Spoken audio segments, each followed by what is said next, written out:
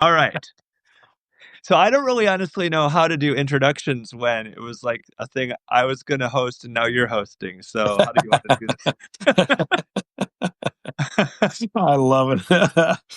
Well, I guess I could tell folks about myself and you could tell about yourself. Yeah, let's do it.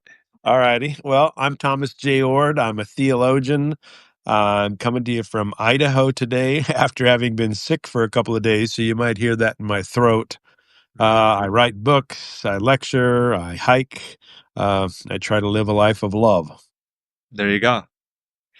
Okay, I also was sick, which is why one of the reasons we were going to do this on Tuesday and then moved it to Thursday.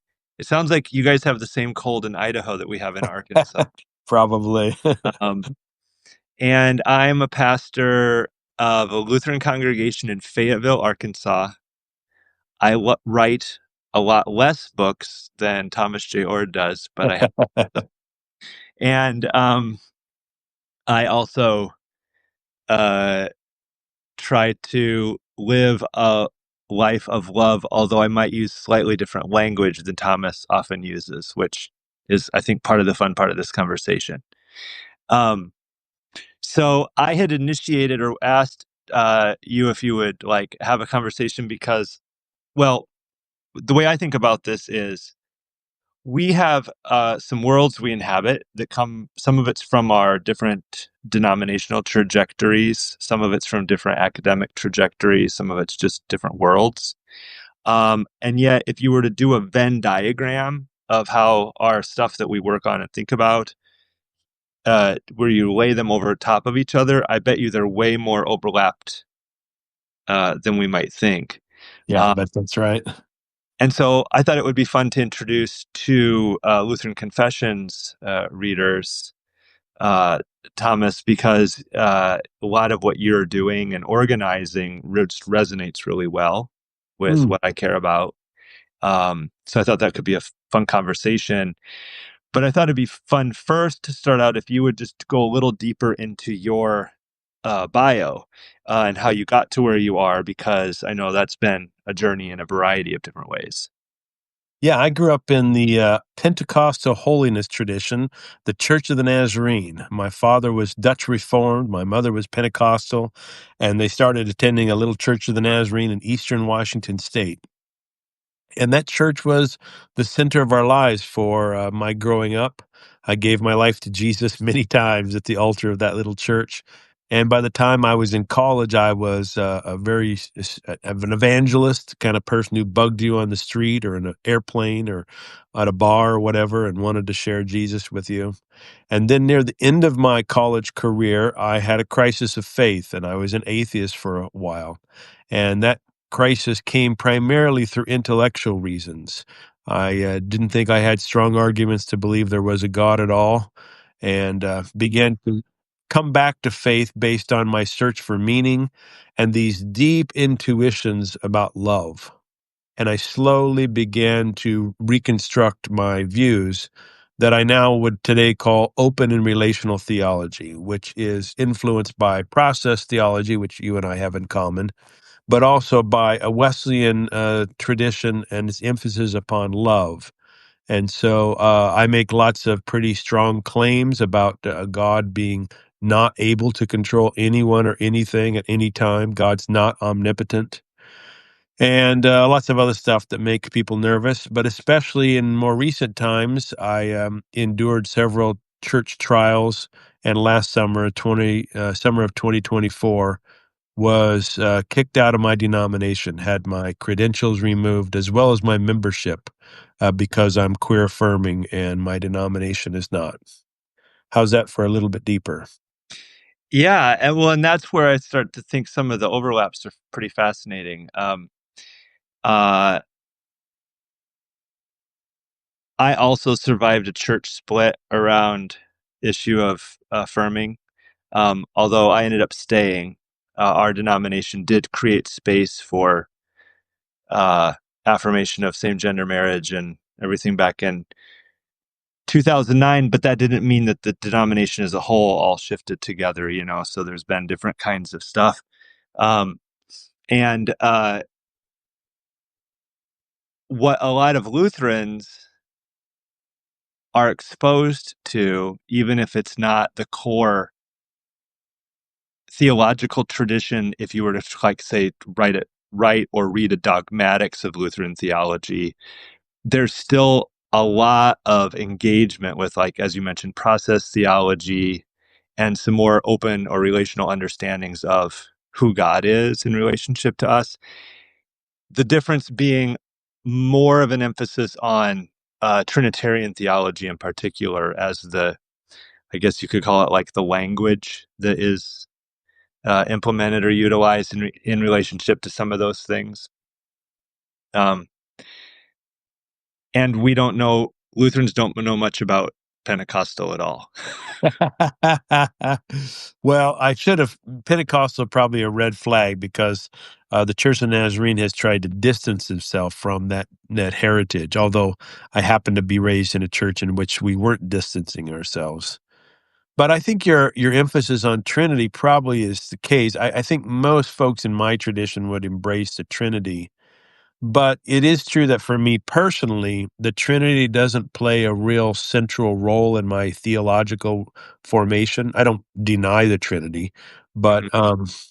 it's not like the orienting concern. In fact, I'm in the midst of writing a systematic theology, and it's 3 volumes, and I addressed the Trinity in volume 2 after I addressed Jesus, which, lots of folks would put Trinity at the very beginning of their doctrine of God. For me, it's not central in the way it is for other people. Again, I'm not against it. It doesn't play that role.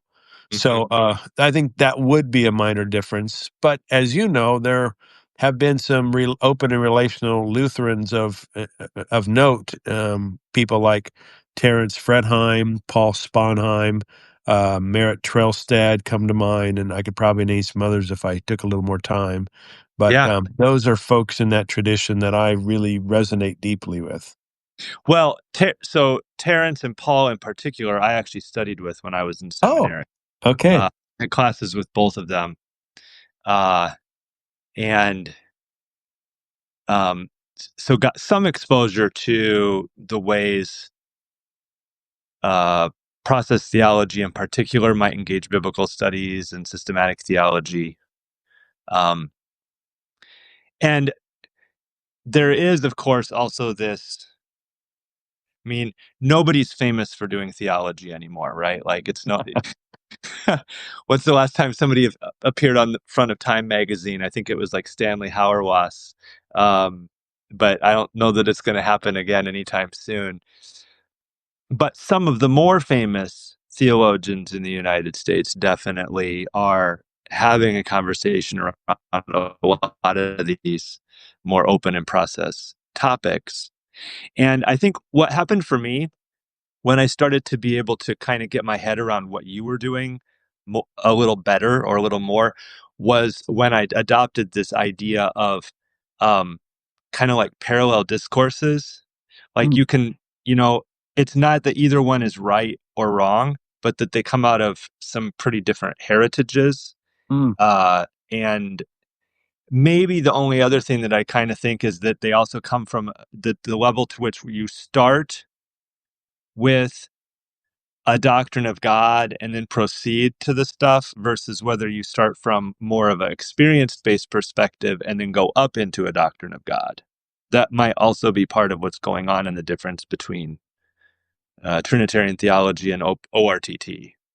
yeah, I would want to be quick to say that there's definitely some open and relational theologians who start with the doctrine of the Trinity. I just don't happen to be one of them, so Right. it's not like an either or.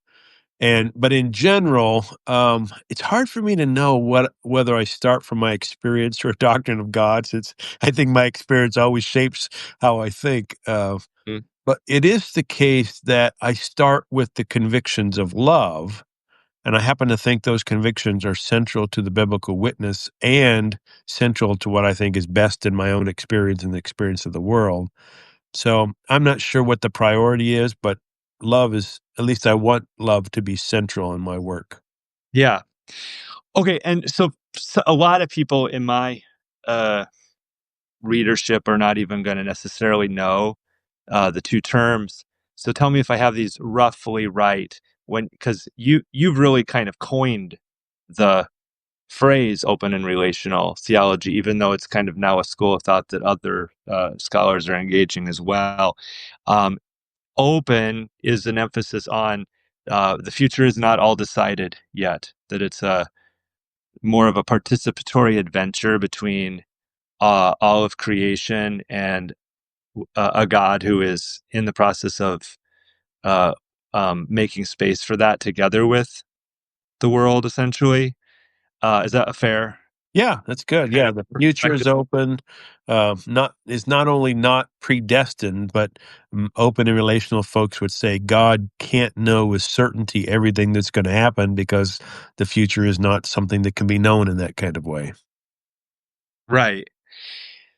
And to me, that sounds like s- uh, working out an issue that's slightly different for Lutherans than for people who come out of the Reformed tradition, who had Mm. more concerns around predestination and that kind of thing than maybe Lutherans historically did. Yeah, Um, and then the relational part is that's the center of, I guess you could say, like, uh, God is affected. God's right. in relationship, as opposed to God is distant and above, and all the apophatic language that sometimes is used to describe God. That God doesn't suffer, that God doesn't um, Yeah, change, and all those kinds of.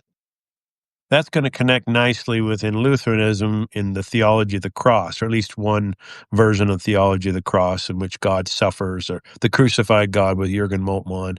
Yeah, Right, it's a rejection of that strong impassibility doctrine we get from people like Aquinas, Augustine, and others. right. And so you can go down some of those roads without becoming fully a process theologian. Like I would Right. think like Moltmann is an example of that, who is willing to articulate a doctrine of God's suffering based on the cross of Christ without necessarily going full on process. But those two are the key to then, and then without saying the word, I think then you did still say it in your introduction. The other part of ORTT is the primacy of love, so that you come to the conclusion that God is open, or the future is open in relationship to God, because that's a hallmark of what love would look like. For God Yeah. to be loving, it needs to be open in that way. Yeah, I Uh, would definitely make that claim. I'm not sure every open and relational theologian would say it quite like that, but I'm totally on board with what you said. hmm Well, and I kind of made my list, and it was interesting. Like, even though it's not in ORTT, you did introduce yourself by saying, "I try to live by love," which is Yeah. maybe you need to add love to the beginning, and then you can say that you're a Lord theologian. I love it. Uh, Loving yeah, I open. think I would also add that so I see open relational as a broad umbrella under which sits process theology, some folks who just call themselves openness theologians, some feminists, some relational theologians, some post-colonial, some Lutheran. I know some people, their first identifier would be Lutheran, and then they would also say they're open and relational.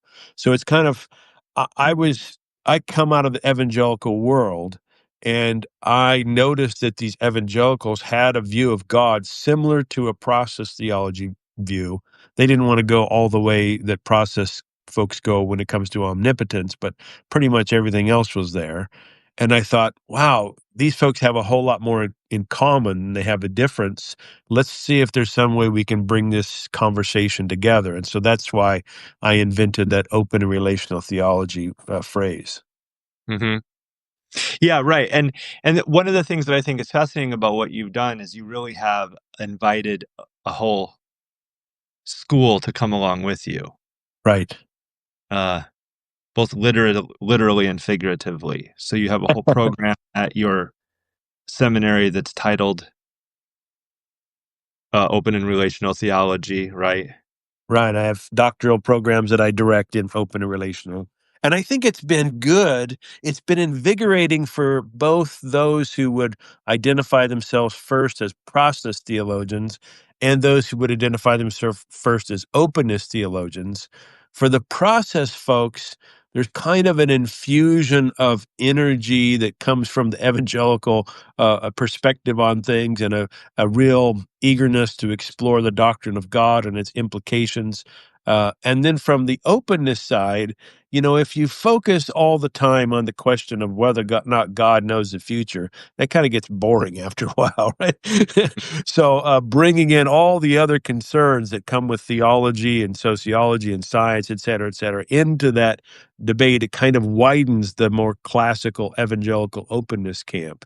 So, I think both kind of groups, even though someone like, let's say, John Sanders, who's an openness person, would still want to make pretty strong distinctions between his view and John Cobb's view, let's say. Um, there's so much overlap that the conversation is richer because of it. Hmm. One of the things that I also had to try to kind of get my head around before I could, because I'll be honest, when I first started coming across your work and seeing this kind of school of thought, open and relational theology, there was a part of me that thought to myself, well, why just make up this whole discourse when everything's already available in Trinitarian theology and liberation theology? Like that Yeah. a kind of a what one thing that clicked for me was when I realized, well, that's because in large part he's also working with a community of people who are coming out of a really different historical tradition. So, you're trying to create this container where people can work from where they're already coming from and then move into this space. Um, Lutherans, and I would say this is true of some other traditions besides just Lutheran, but I'm regularly saying Lutheran here only because that's my own tradition that I know the best. Not because I'm excluding other traditions that maybe have had this similar experience. But Lutherans had this movement in the 20th century that engaged liberation theology and some pretty radical doctrine of God movements. Like maybe the most famous one that I can think of that's the best example of this is Dorothy Zola from Germany, whose theology is Lutheran, but she comes to many conclusions in her works that would be almost identical to a lot of what people are working with within ORTT, and where the rubber really hits the road for all of this, and why I love it so much is where things emerge in terms of ethics.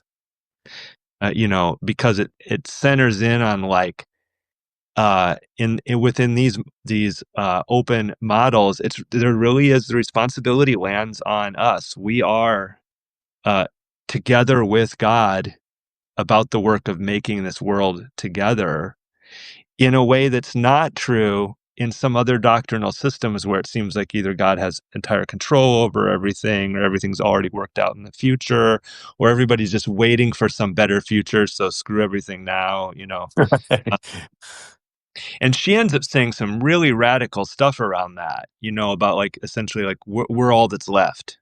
And a lot of that comes out of her strong cruciform theology. So when I realized that, then I was like, oh, okay, that makes a lot of sense to me. It's not, you could on some levels, it's not for me, at least in the traditional sense. But now this is where it has become for me. The more that I have leaned into thinking of myself as a progressive theologian, so much of progressive Christianity is almost exclusively focused on the social justice ethics things. And people uh, are, how do I say this? People are not that interested in theology, classically speaking. Um, th- there, it's hard for me in progressive circles to get people interested in talking about God in God's self because they're mostly only hyper focused on the social justice side of things. So now, Yeah. because of that, seeing a whole school of thought wants to engage the social justice things in kind of the progressive way that I do, but also still wants to do the theology. That's like drawing me in, and I'm like, well, yes, because I still want to be part of that community of people that talks about God. Yeah, yeah, You know? exactly. Well, it's funny you bring that up because just last week I was speaking at a festival called Wild Goose down in North Carolina, and Yeah. it's a progressive Christian, mostly Christian at least, but it's progressive. And I oftentimes kind of build my talks as providing a theology to undergird their intuitions about, progressive social issues. Hmm. And I admit that not everyone who has a liberationist approach to things and has a social ethics that wants to fight for justice for the poor, et cetera, not everyone is motivated theologically. And I'm not going to try to convince them that. But there are some of us who want to still ask the question, well, does God really want this? What's God think about this? And open and relational theology, I think, provides an open enough theological framework to support these intuitions for the urge for love, liberation, justice, that at least some of us Hmm. want to have. Yeah, I think that's right. And also the stuff that you're raising, just because it's now, um, hmm, how old is process theology? Like maybe a century now at this point, or not quite. Yeah, Um, I don't think that we've really fully. It does not have wide reach no. within regular Christian thinking.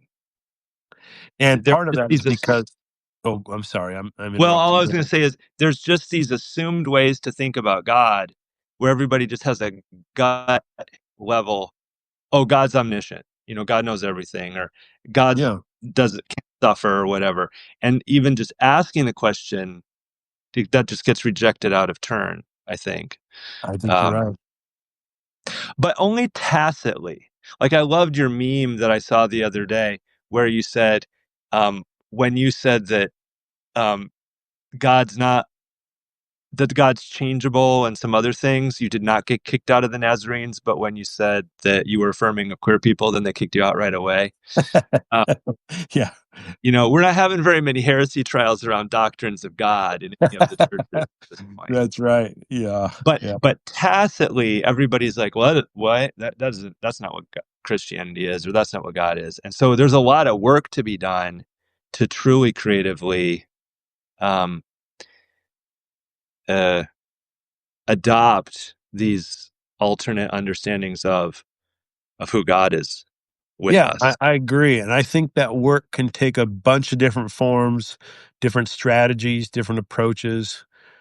Process theology is a very intricate and sometimes overly academic presentation of these issues. And I think 90+% of the people in the pews probably aren't going to follow the logic and some of the language. So one of my attempts in open and relational theology is to try to use much more accessible language so that folks can see the connections. And so, I write some books for academics, but I write others for the typical person on the street.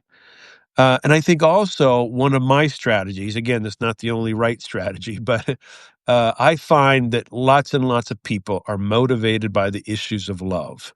And if you ask a progressive Christian, about love, they're warm to that. And if I say, okay, it's love that's at the heart of my theology, and I've got a way of talking about God that actually makes sense of our intuitions about love, that overcomes that static, sort of standoffish, distant view of deity, lots and lots of folks are warm to that, even more conservative folks. So it's not just that I'm personally committed to love. I think strategically it's a wise move to emphasize it. Hmm. I I have been thinking about to what degree. Well, I'll back this up.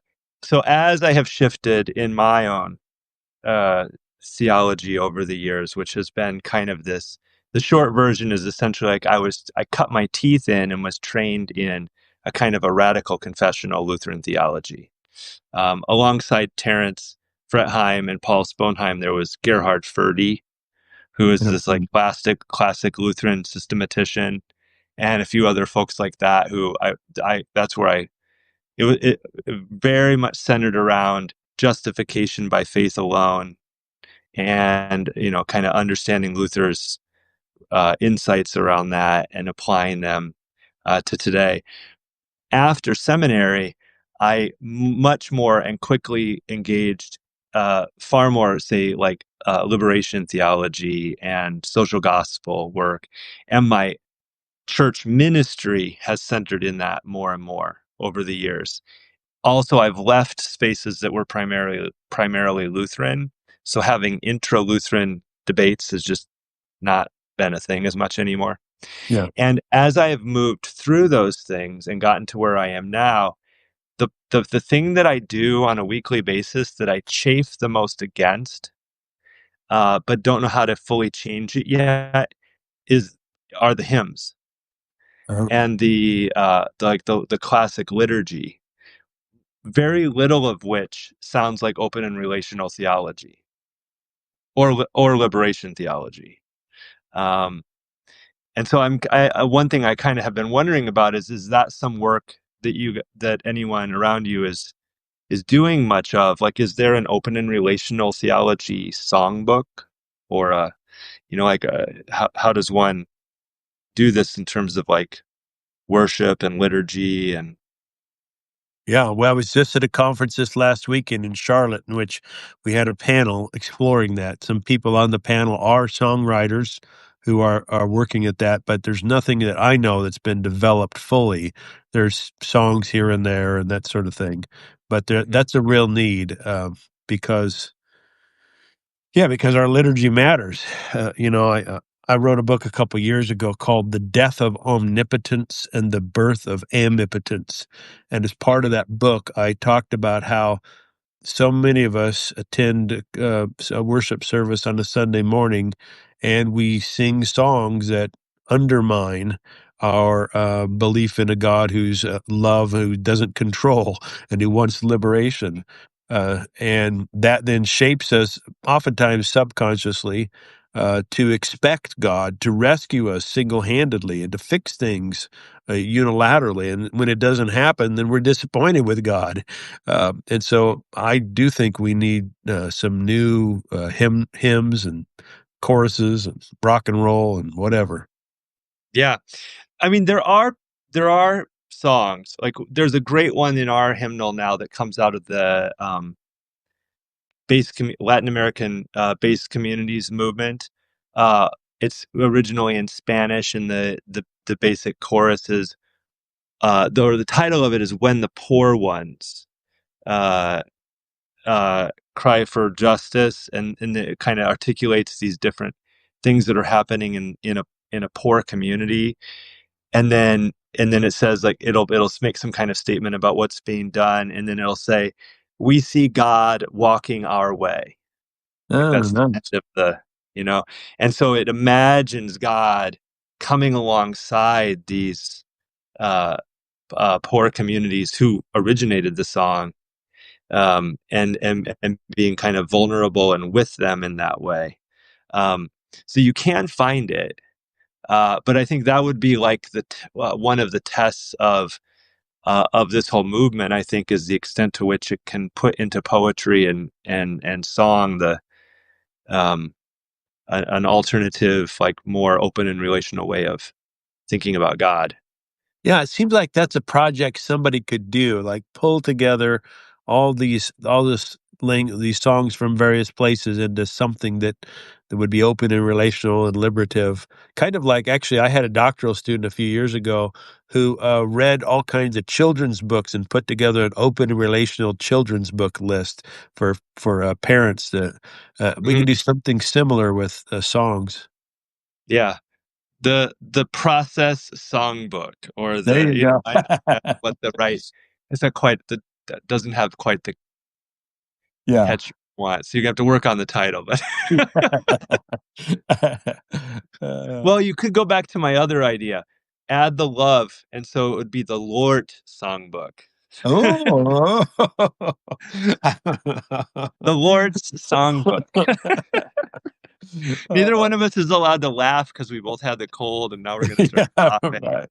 Yeah. Somebody at this conference last week said that when they sing songs and their hymnal talks about the blood, like the blood of Christ, they just replace it with love, and that seems to work for them. I don't know if Uh-huh. that would suffice for every song, but that's something to try. Yeah.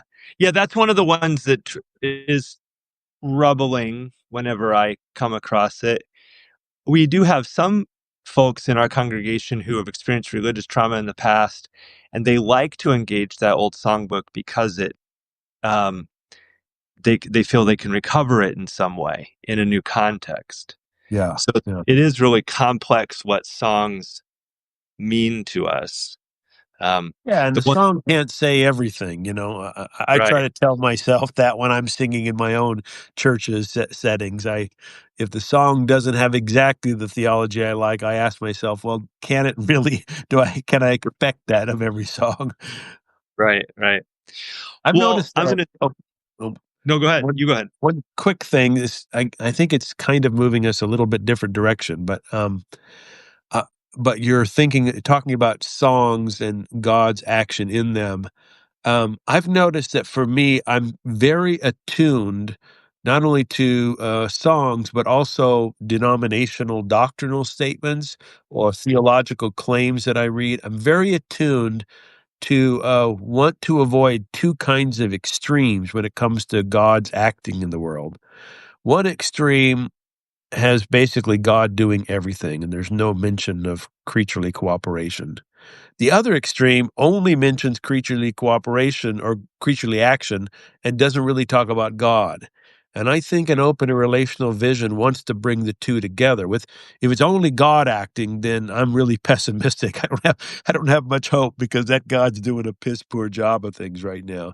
But if it's only us, I think that also disempowers people. It's is less hopeful. It's I'm motivated believing there's a universal lover who's inclining me and others toward love, liberty, justice, etc. So I look for I look for language that can somehow bring the divine and the creaturely together. Yeah, that's really good. It reminds me of Karl Barth in I think it was like the second volume of the Church Dogmatics or third, I can't remember, has this really long, you know how he does those little sub essays where the font is even smaller than the main part? Yep. So you get to that and you're like, "Oh crap, this is gonna be long." And he's got one that's just about the history of hymns in the West, like Oh, from the, say, like 14th century up to his period. And what he points out is that the earlier hymns were all about God, stating God's majesty, power, etc., and that it had shifted to his time when it was much more about the feeling or the experience of those singing the hymns, yeah. which you see that even more so now today in like praise music. I Right. just want to praise you, you know. Yep. Almost all the focus of the song is on what the worshiper wants to do or what the worshiper feels. Um, so what you just said is a really interesting like reconciliation of those um, I of remember maybe as a goals. oh yeah, that's what I yeah, you're mentioning of Bart. I remember when I was boy, what I must have been a master's student. Uh, and I was in church, we were singing songs about God's glory and God's majesty, etcetera. And I was sitting there thinking, what are we really doing here? I was being very pessimistic. I was like, you know, are these songs that we sing at church every Sunday just kind of catechesis, just reminders of God, who God is? Or are we just doing theology to remind ourselves? Um, and if so, okay, that's great, but maybe there's a better way to do it than than with the way some of these songs have done it. And Uh-huh. then I thought to myself, hold on a second, Tom. You think that God is passable. You think God is affected. You think God is related to you, and that what you do actually has an effect on God. So, as an open and relational person, your singing these songs could actually make God happier, to put it very crudely, could actually, make God's experience be more positive in some way. And that then and still today is a motivating factor for me. When I'm in worship and I'm singing and it's Mhm. just, we're basically naming the attributes and how thankful we are, like I say to myself, God's well-being is actually being improved slightly by what I'm doing. I like Yeah. that. Good job, God. Like that's what the song is about. Good. God is like a thank you. Atta girl, atta girl. in, in Arkansas, one of the common things people say to each other is it's a very frequent thing. Thanks for all you do. I don't know if this is also an Idaho phrase or not, but it's an Sure. Arkansas thing. Say it like all the time. Yeah. So thanks for all you do, God. It's like um, but I could also see God being kind of frustrated if you keep describing God in ways that God isn't. Right. Yeah. Uh, Or you use that as an excuse not to do anything in the world. Like, I worry yeah. sometimes about some churches who are all about praise and not much about liberation. hmm Yeah. Yeah. And there's just a authenticity too of this is what I have started to struggle with is like, yes, I get it. Worship can or ought to be about awe, but what if I no longer really kind of think those same things about God and then I'm still singing them? It's pretty hard for me to have that feeling of awe when Yeah. it feels disingenuous. Um, and maybe lots of people don't feel that way, so great for them. But uh, Maybe that's just one of the banes of being a theologian. You think carefully about all the language you're yeah, saying. yeah, My wife watches me during worship services because I have a policy. If we're singing language that I disagree with, I will not sing it. If it's language that I totally agree with, I'll sing it with gusto. If it's language I'm really not sure of, I'll still sing it and kinda let the congregation bring me along, but she watches to see if I'm gonna say whatever words are coming up next. yeah. I totally resonate with that. So where have you ended up now after the trial of last year? Like, do you have a place you've connected? Yeah, I haven't joined another denomination. I've got my credentials in something called the Open Table Network, which is a place for people like me who want to continue with their ministerial credentials, but don't are going to haven't joined another major denomination. But the strange thing is, Clint, is I still attend a little Church of the Nazarene. So even though they kicked me out, I'm still going to this little place that people there are all very supportive. I feel comfortable. So I haven't actually left my the church that I've been a part of, even though I've been kicked out. You're pulling like a didn't that happen with the sinners in the hands of an angry God? Jonathan Edwards? Jonathan Edwards, didn't he get like kicked out of his church but then had to stay for like 9 months for Oh, some I reason? don't know. I don't know. 'Cause he was supposed to go to like the frontier, but Oh, weather was really bad, and so he stayed before he went to the frontier church, and it was really awkward. Like, yeah. well, but you're kind of Nazarenes are still kind of a congregational polity, right? Yes. Yeah. So that little church can have a certain level of independence in terms of how they. Yeah. I mean, as long as they're not, you know, well, as long as they keep their head down, they can. If they make a Okay, big deal out of it, then that can change. yeah, huh. Well, I'm sorry. I've maintained a hopefulness for the Nazarene Church that they wouldn't go that culture war route as far as they have, because they have so often been uh, more partnered with like denominations like ours. I know in this area, the Nazarene clergy are people that I have sometimes been able to connect with in ways I couldn't of other, like say evangelical or Oh, good. charismatic traditions. Yeah, Um, that's good to hear. yeah. Well, we have the church right next to us is Nazarene, actually. Um, Okay. There's quite a few Nazarenes down this way. Yeah. Well, Yeah, theologically, we have our theological roots allow for plenty of overlap with the kind of things that you and I care about. It's just that, just like a lot of churches, it's political kinds of things that really are more influential than our theological frameworks. yeah. If you were gonna tell, so people who are watching this, especially from my own readers, if people were gonna jump into your works, where would you recommend that they start? Most people probably start with a book called God Can't: How to Believe in God and Love After Tragedy, Abuse, and Other Evils. Hmm. That gives a response to the problem of evil. I'm so bold as to say a solution to the problem of evil. If you want to know more about open and relational theology generally, I've also written another book called Open and Relational Theology: An Introduction to Life-Changing Ideas. Both those books are written so that, someone doesn't have to have a degree in theology to understand them. They're very accessible. Hmm. That is a bold move to say that you've answered the theodicy question, Yeah. Yep. but also a question that people have. So, The uh, number one reason, according to polls, people who don't believe in God say they can't believe in God, the problem of evil.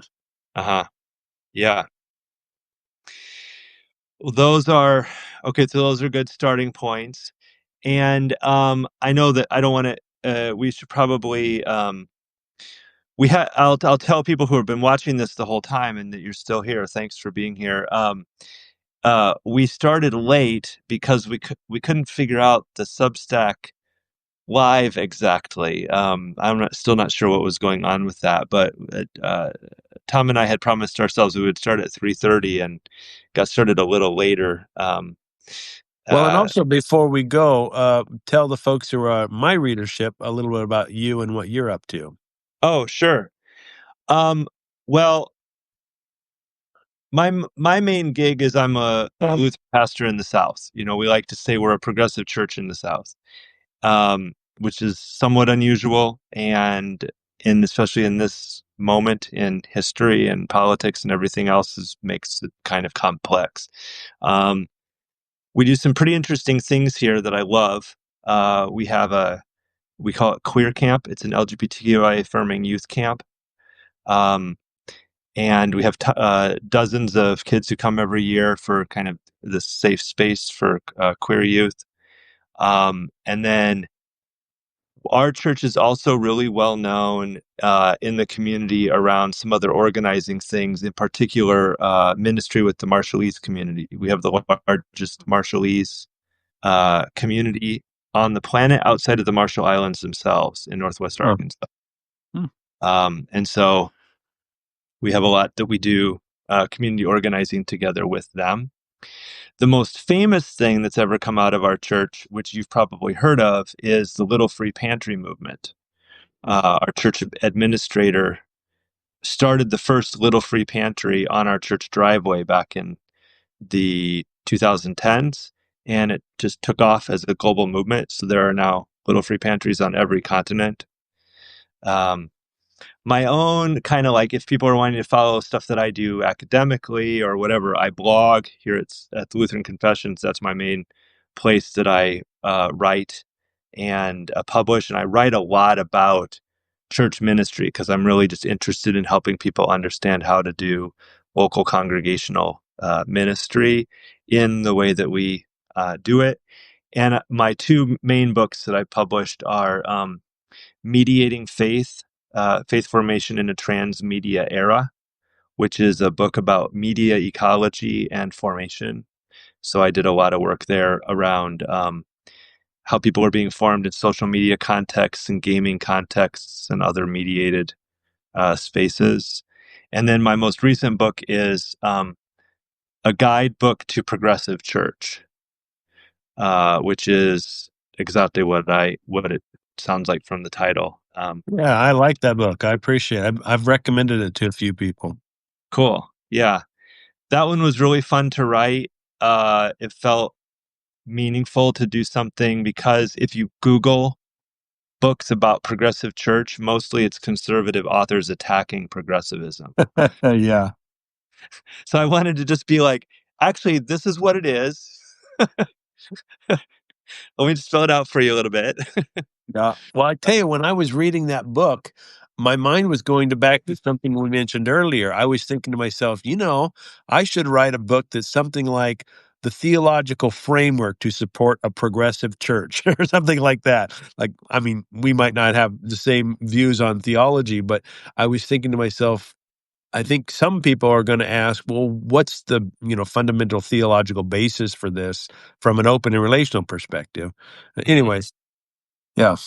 Yeah, no, I think that that is fair. That's fair, and I tried to weave some of that in. Yeah, Uh, yeah, yeah, I'm not saying yeah, I didn't yeah, mean to imply that. what? No, no. But what's kind of still fascinating to me, and I don't quite know where all this goes from here, but like so much of what's done around progressive Christianity in particular is focused on the issue or the topic of what progressivism is, Yeah, versus like what I tried to do in that book is say this can be a living, breathing thing in local community. And what I really want to say to this is you need community.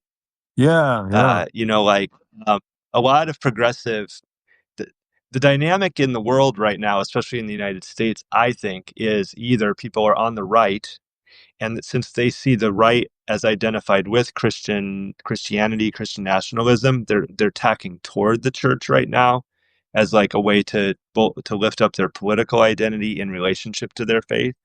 People on the left are essentially saying that looks awful over there, and I'm over here, so no way I'm having anything to do with yeah, Christian faith or the church. And in that space, there's some really hard work to be done to say, no, actually, progressives need community as much as anybody else. And also, and this is something I repeat over and over in the book, that classic Latin uh, logical fallacy that abusus non tollit proprium usus, that the abuse of something does not disallow its appropriate use. So mm, just because it's being abused over here doesn't mean you should abandon it, but yeah, rather what claim it for yourself. yeah, And that's what I try to do in this space and in the book. excellent. Yeah.